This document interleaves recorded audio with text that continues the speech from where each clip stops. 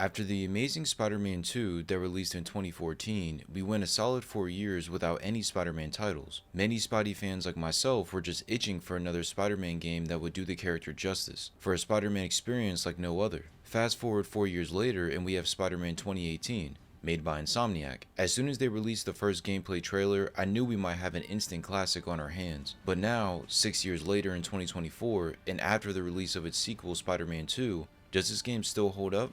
Let's discuss. When it comes to Spider-Man games, gameplay is king. If the gameplay is trash, then the entire game is most likely trash too. So going into this, Insomniac had to nail this component of the game, and it's safe to say, they hit it out the park. The most obvious area which was improved from before was the web swinging. Right from the opening scene, when you start swinging from Peter's apartment, you start to grasp how good the swinging actually is. Even though you're only using one button to perform the swing, I thought it still felt natural and very free-flowing. Like every swing was one smooth movement instead of it being forced or janky. I thought it was a nice touch for you to be able to perform tricks while in the air, as it gave the game a small touch of reality in the web swinging department. Like if Spider-Man was actually real, of course he would be doing tricks mid-air. It made complete sense. Honestly, words can't describe how good it feels to swing across a city. If you haven't played this game, then you just don't know how it is. Even if you played the older Spider-Man games, they don't compare versus this 2018 game. However, if you were to say that the Sam Raimi Spider-Man 2 game still has better web swinging, I would understand, because that swinging is almost perfect and it's a lot faster than this game's swinging. Other than that game, the swinging in 2018 is miles better than anything we received prior. But even more, it's not just the swinging, but the overall traversal made it feel like you really were moving as Spider-Man. When not swinging, you could web zip onto walls and certain points on top of buildings that would allow you to pinpoint the exact spot where you wanted to be. Once you get a hold of the timing of the transition between web swinging and web zipping, you can move across the city at a pretty nice pace. Of course, this speed is nowhere near as fast as Marvel's Spider-Man 2,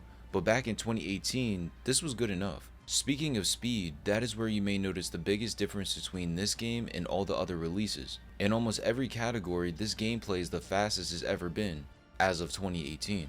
And since you're constantly running, jumping, and crawling all over the place, I'm glad this was the case. There's nothing worse than needing to perform actions quickly and you just can't because of how the game was built. Nonetheless, the combat is where this was the most noticeable. As you could expect, you fight so many enemies, some being one-on-one, but a lot of times it's in large groups with multiple waves. Just punching and kicking anything felt really fluid and fast. Like you could feel how different you were compared to the normal enemies. It's like you were moving at a different speed, which you kinda were. Even when completely surrounded, you were never at a disadvantage. What I thought this game did a good job of was the enemy variety. Most of the time in Spider-Man games you're fighting henchmen, so Insomniac could have copied and pasted the same enemy for every single encounter. Instead, they kept them similar but tweaked them a bit to align with the specific villain they were associated with. For example, when you first start the game, you fight Kingpin and all of his men wear orange jumpsuits. So a lot of times when fighting them at other stages in the game, you know that it's Kingpin's men because of their outfits. Small details like this make a big difference when you have a lot of combat encounters. Take it a step further and these enemies do more than just your normal physical attacks. Some have guns, melee weapons, or are just super big, but all pose a unique challenge that you have to adjust for. I love how the game mixed all of these enemies together because it forced you to constantly have your eyes all over the screen to account for everyone. If I had to say what enemy I hated the most, it's definitely these Power Ranger type of enemies. They have these automatic laser guns and take a decent amount of hits before going down.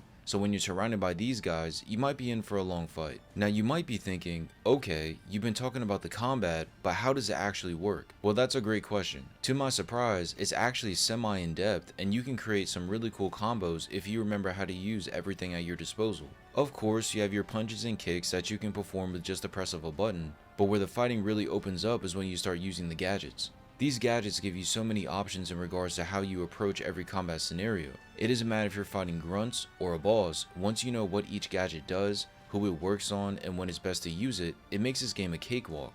In my opinion, the gadgets are OP, but too much fun not to use. Between the impact web, spider drone, and suspension matrix, I was just running through every enemy. But if I had to narrow it down to one single gadget that was the best of them all, I would give it to the suspension matrix. When used, this gadget would make all enemies in a certain area levitate in midair for a certain amount of time. This doesn't seem like anything crazy, but when you've got 10 enemies all huddled up together, throw one of these things and you'll be able to punch away for a solid 5 to 10 seconds before the effect wears off. As I mentioned before, the beauty in this combat is when using gadgets in tandem with the fighting.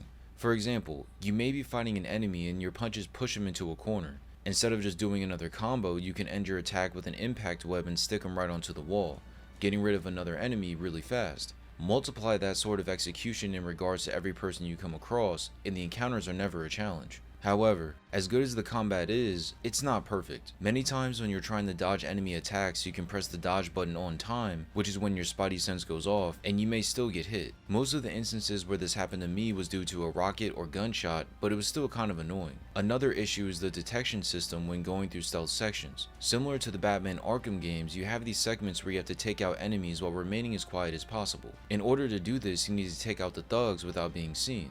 This isn't hard as there's an indicator over every enemy that tells you if you should get that bad guy or not. But sometimes, even when it says safe, someone in the area will be alerted to your presence even though they were nowhere near where you were. This didn't happen all the time, but when it did, it was just another slight annoyance. Another area that I think could have been improved were some of the boss fights. None of these fights were bad, but they were just missing something. I can't pinpoint exactly what it is, but the best way to describe it is like the way the enemy fights mimics a normal thug that you would find on the street, but their physical appearance is that of a supervillain. Now sure, not every fight was like this, but there was times where I found myself thinking, dang, that was it? That was kind of a weak fight. Even still, they're all enjoyable. I just think there needed to be a larger gap in terms of the difference between supervillain fights and everyday criminal fights.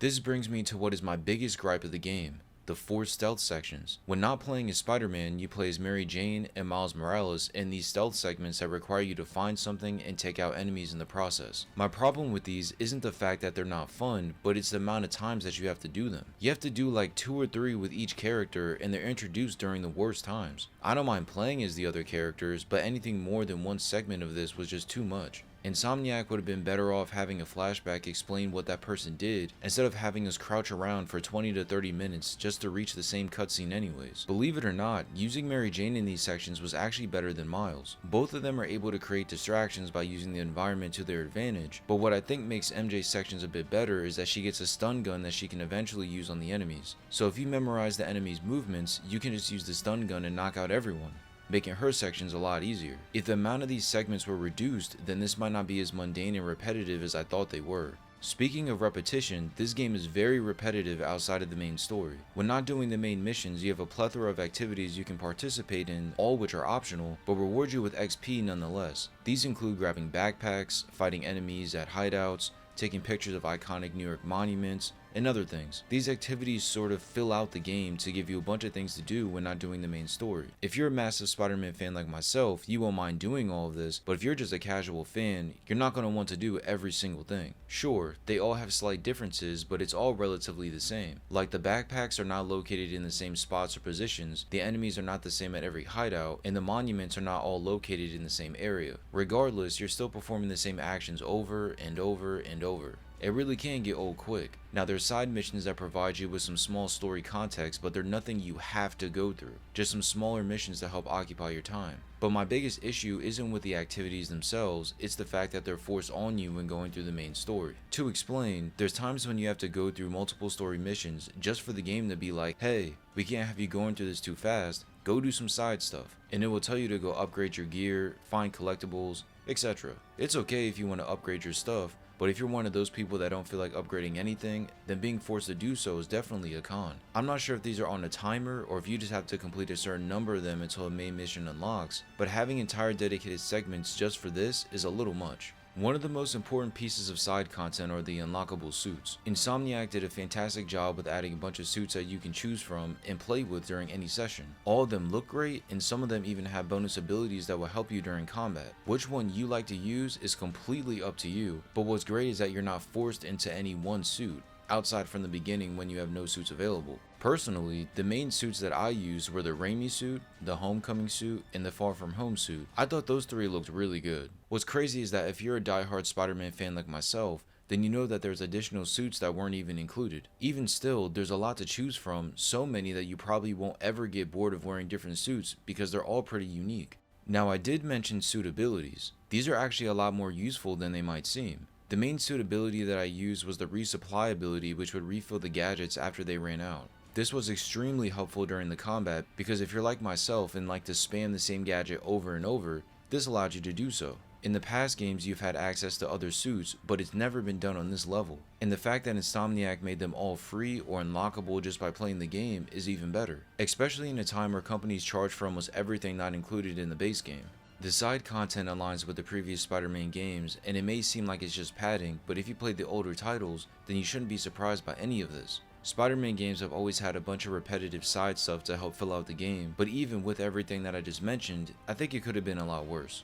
The story for Marvel's Spider-Man is a lot better than I thought it'd be. Of course you play as Spider-Man, but there's plenty of moments that involve Peter and the different things he goes through. What I liked the most was the interactions between Peter and all the different characters. It wasn't just him and MJ in every scene, but instead a constant rotation of mixing and matching different people depending on where the plot was headed. Another thing I appreciated was that we didn't start out with high school Peter Parker, but a Peter that is more grown up and experienced, meaning that we can get right into the good stuff. No need to go through the introduction of his powers and all the stuff that we've seen in the movies countless times. This game kinda starts off with the notion that you've seen at least one Spider-Man movie or know of his origin story, eliminating the need to regurgitate all of that information for yet another time. I thought the pacing in this plot was also pretty good, as a lot of things were happening but the ups and downs were never too drastic. When it was a climactic moment, you knew, but when things slowed down in the story, it made sense. However, if anything was interrupted, it was those stealth sections I mentioned earlier. Either way, I thought everything flowed well and it set up a lot of story for the next installment. The biggest difference I noticed between this story and the other games is that this story is really emotional. For a game set in its own universe and having to introduce us to a new set of characters, it did a great job at having us feel connected to each one of them. From Miles to Aunt May to Dr. Octavius, you gain a deeper understanding for the character and why they act the way they do. Even more, you sympathize with their motives and see why they take the actions that they take. At first you may not think you'll care much for these characters, but if you're already a Spider-Man fan, seeing how these characters are depicted will help you latch onto everyone once you get far enough in the game. Avoiding spoilers, but comparing this to the sequel, when I initially reviewed that game I said the story is better than this title, but after returning to this, I think I like this story a bit more. Both are good stories in their own right, but in my opinion 2018 just hits home a little more. Like the stuff that you go through is more emotional and will hit you right in the feels. So if you shed a small tear by the end, I don't blame you, because by the time everything is wrapped up, you truly feel the weight of what it means to be Spider-Man.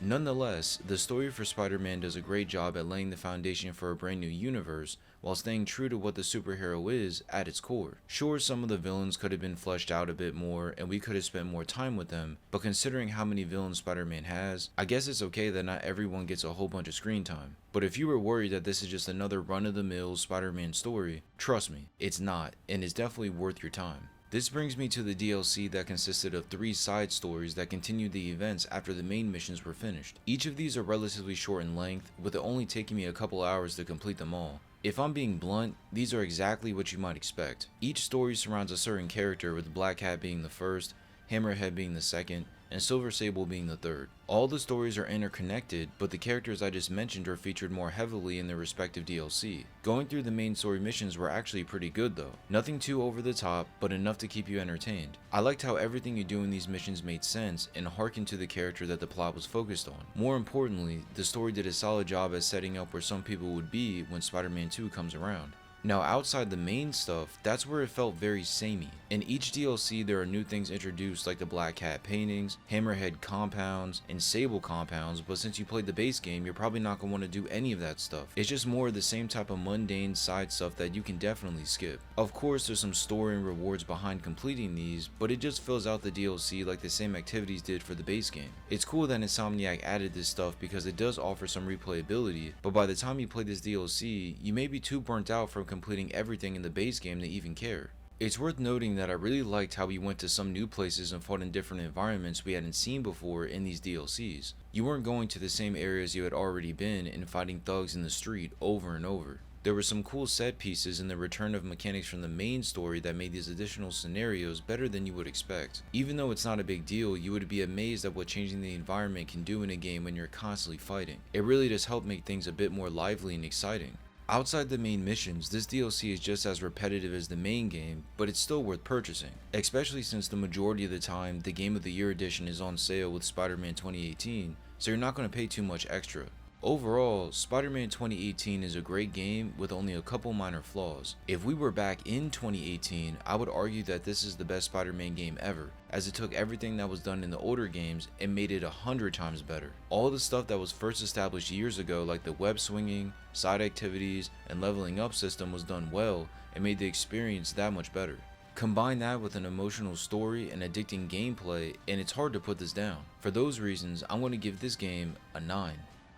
I loved this game from start to finish and enjoyed my entire time going through this, even after 6 years. This game is always on sale and can be played via PlayStation Plus and PC, so there's no reason to skip out on playing this, unless you're strictly an Xbox player. Regardless, I highly recommend this game as it's an instant classic, and if you're a Spider-Man fan, this game is definitely for you. If you played Marvel's Spider-Man, what did you think? Let me know in the comment section below, and if you enjoyed this review, feel free to check out one of my other Spider-Man reviews right here.